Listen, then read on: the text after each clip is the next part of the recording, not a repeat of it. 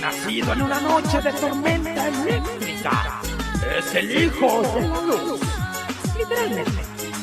El hombre que iluminó al mundo.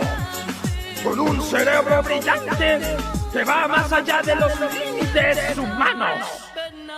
¡Nikola Tesla! No, Nem9. Yo no uso ningún tipo de magia. Es ciencia.